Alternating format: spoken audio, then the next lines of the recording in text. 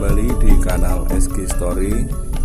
Saat ini saya berada di Dusun Banyu Bening 2, Desa Bejiarjo, Karangmojo, Gunung Kidul. Saya berada di tempat yang namanya Telaga Banyu Bening ya. Ini posisi di Dusun Banyu Bening 2. Telaga Banyu Bening ini adalah ruang publik, ruang milik bersama masyarakat yang esensinya adalah merupakan tampungan air hujan ya dari lahan di sekitarnya, karena di sini adalah sebuah cekungan atau ledukan gitu. Kemudian air yang tertampung di sini, air hujan itu digunakan oleh warga masyarakat lokal di sini sebagai tempat untuk membudidayakan ikan, dan juga pada waktu dulu airnya itu digunakan untuk budidaya pertanian pada saat musim kemarau, karena di sekitar sini itu lahannya berupa lahan kering, sawah tada hujan begitu. Nah, tempat yang bernama Telaga Banyu Bening ini untuk saat ini itu nampaknya berganti nama menjadi Telaga Mriwis Putih. Itu berubah nama sepertinya pada saat booming pariwisata di Desa Bejiarjo ya. Setelah dulu Gua Pindul itu sempat booming menjadi tempat wisata, warga di sekitar Dusun Banyu Bening ini kemudian punya ide untuk menjadikan tempat ini sebagai tempat wisata begitu, dan namanya dirubah menjadi Telaga Mriwis Putih begitu. Ya, saya nggak tahu perubahan ini dulunya gimana, tapi sepertinya ini juga terkait dengan cerita-cerita rakyat yang ada sekitar di sini, itu tentang legenda Angling Darmo dan Mriwis Putih dan seterusnya itu. Nah, saya ingin menceritakan Telaga Banyu Bening ini dalam ingatan saya pada waktu kecil ya teman-teman. Namun sebelumnya saya ingin menerangkan dulu telaga ini dari sisi fisik dan wilayah ya.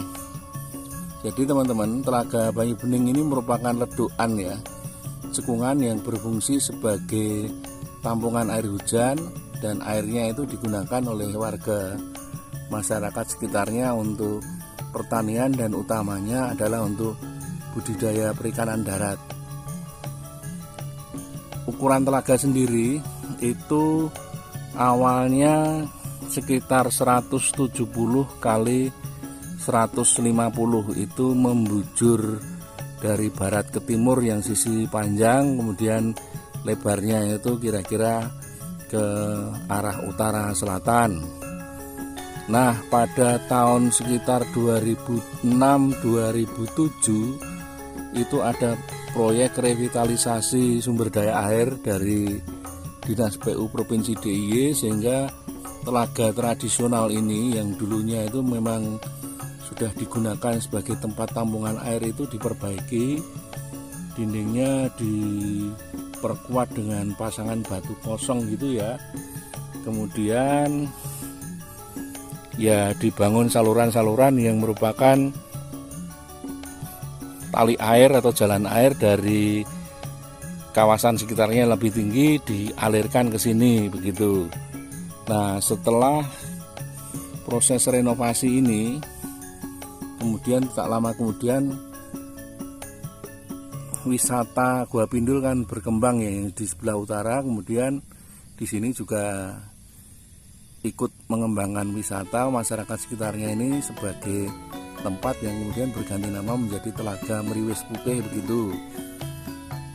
Kemudian dulu di sini sempat ada perahu air gitu ya, perahu di daratan, kemudian juga ada kereta atau istilahnya kalau di kota itu wisata bebek-bebekan atau apa, tapi sekarang ini kosong ya.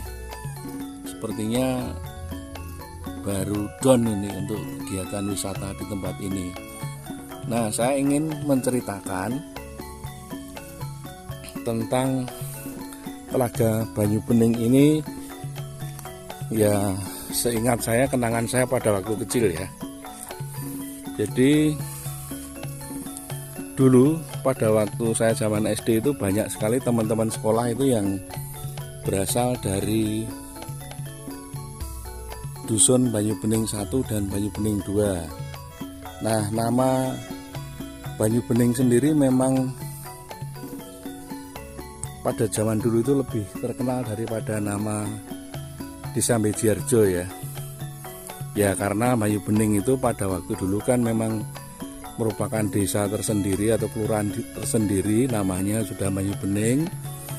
Kemudian Desa Bejiarjo itu kan setelah Republik Indonesia atau setelah era kemerdekaan itu baru terbentuk Desa Bejiarjo, gabungan dari 3 desa, Desa Banyu Bening, Desa Polwo, dan Desa Ngrogol.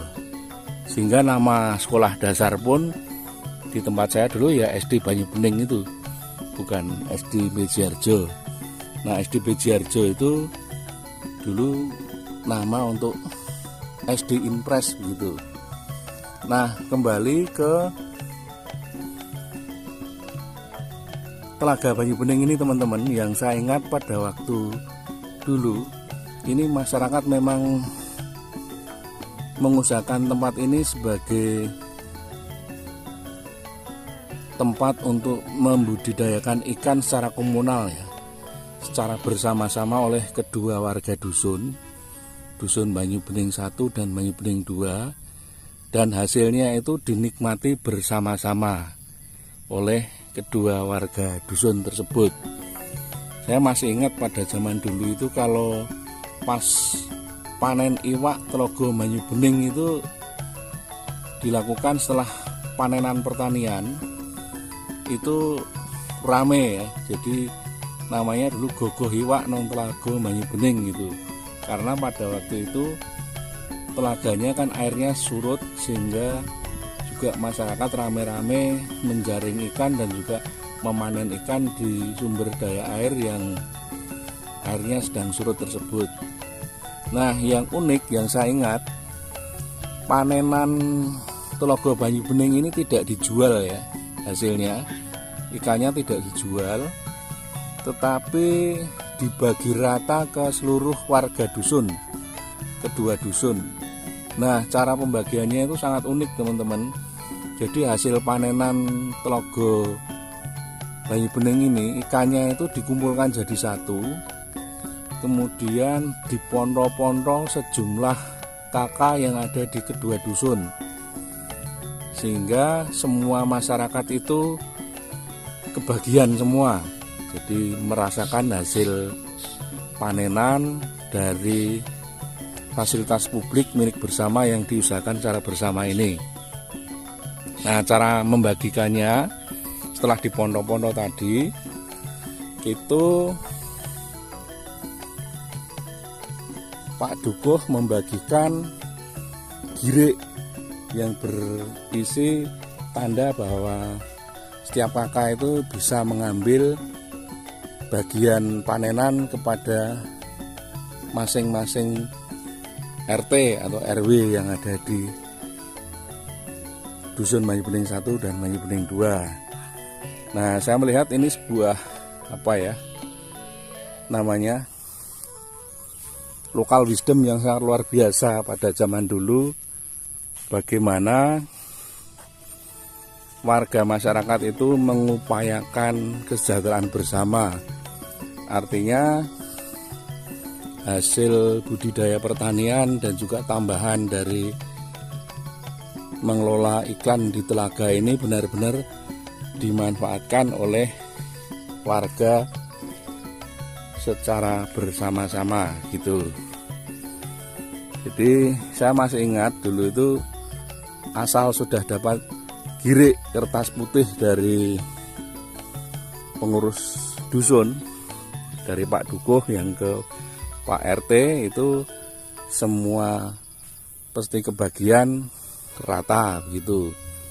Nah, saya tidak tinggal di dusun Banyu Bening ya, tapi kami juga sering komanan pada waktu itu karena tetangga saya itu ada keluarga di dusun Banyu Bening 2 ini, dan setiap panenan telogo itu hasilnya itu mesti dipunjungke ke saudaranya yang ada di dusun lain. Dan karena saudaranya itu dekat rumah saya, rumah orang tua saya gitu, jadi ya mesti kebagian teman-teman. Nah, itulah kenangan indah tentang Telogo Banyu Bening ini, yang sekarang namanya menjadi Telogo Meriwis Putih gitu. Tapi kalau sekarang tempat ini kalau nggak salah juga pernah ditaburi ikan, tapi hasil panenannya gimana dan juga cara manennya gimana itu saya belum mendapat info kalau sekarang itu bagaimana. Ya, mudah-mudahan apa yang pernah dikelola secara tradisional oleh masyarakat di telaga ini bisa menjadi kenangan indah setidaknya kalau sekarang sudah tidak digunakan, karena sekarang tampaknya tempat ini lebih cenderung digunakan sebagai tempat wisata, meskipun juga jumlah wisatawan yang berkunjung di sini kayaknya masih belum begitu banyak ya. Nah, Telaga Banyu Bening ini untuk masa sekarang juga airnya itu masih digunakan oleh masyarakat sekitarnya untuk bercocok tanam juga ya. Jadi kalau orang desa mengatakan untuk nyetren gini. Nah, kalau sekarang modelnya disedot pakai diesel ya, kemudian dialirkan ke atas untuk budidaya sayur mayur. Nah, di depan ini warga sekitar yang mengupayakan air telaga ini digunakan untuk membudidayakan lombok. Nah, ini digunakan jaringan perpipaan untuk mengairi kebutuhan air untuk budidaya lombok yang ada di depan ini teman-teman. Nah, ya teman-teman, juga saya infokan di tempat ini ya, itu di sebelah timur sana kurang lebih sekitar 300 meter dari Telaga Banyu Bening ini terdapat sumber air yang merupakan aliran dari Kali Beji di Dusun Kurwo, juga Kali Kelumpit dan Kali Mudal di Dusun Ngringin. Dan itu sebenarnya juga aliran dari sumber air yang ada di Kali Bandeng di Sawiladeg, desa tetangga di Bejiharjo. Jadi sumber air yang di beberapa dusun tadi itu arah aliran sisanya itu mengalir ke arah utara, itu ke Banyu Bening sini namanya ada sumber air namanya Sungai Jebul ya. Kemudian juga ada Kali Selang. Kemudian air yang ada di permukaan tanah itu kemudian masuk ke dalam sistem sungai bawah tanah, namanya itu masuknya di Kali Sumurup sana. Kemudian air tersebut nanti keluar di Gua Pindul. Nah, di Gua Pindul itu di Dusun Gelaran, kemudian airnya itu keluar di bendung, namanya di Bendung Banyumoto. Kemudian dijadikan sumber air untuk irigasi di Dusun Gelaran 1 dan Gelaran 2 sana. Kira-kira sumber air yang ada di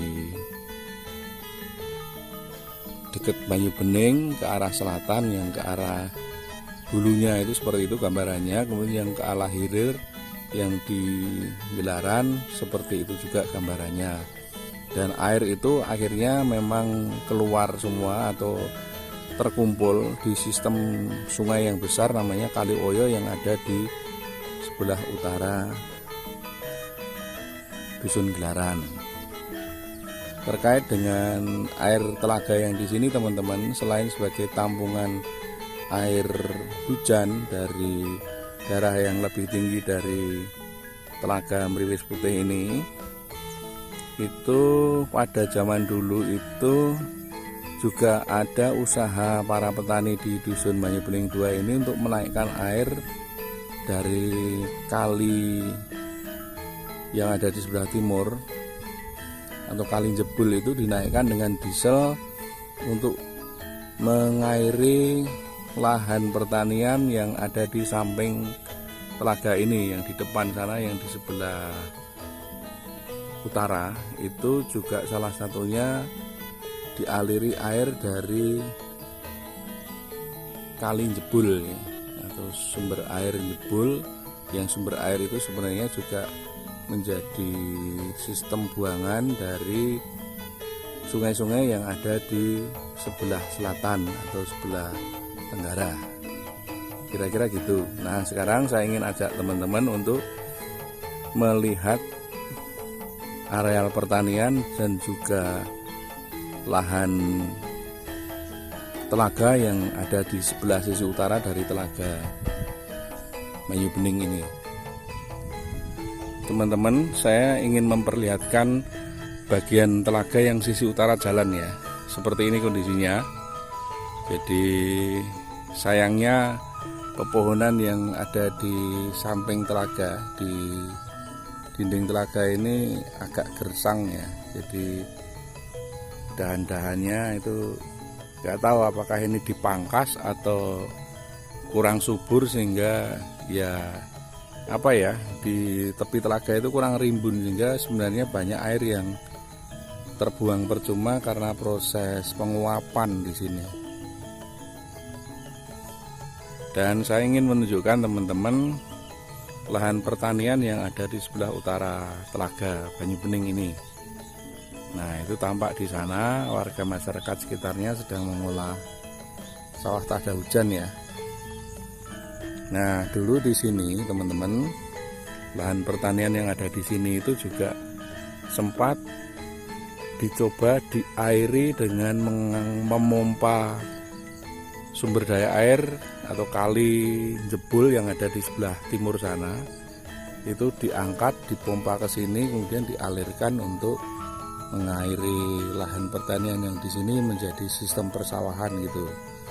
Tapi juga usaha ini nggak berlangsung lama ya, karena sistem pengairan dengan model mengangkat air dengan diesel itu zaman dulu kan terkendala oleh solar ya, bahan bakar yang mungkin hitungannya nggak masuk untuk hasil pertanian yang ada di sini, sehingga putus di tengah jalan gitu.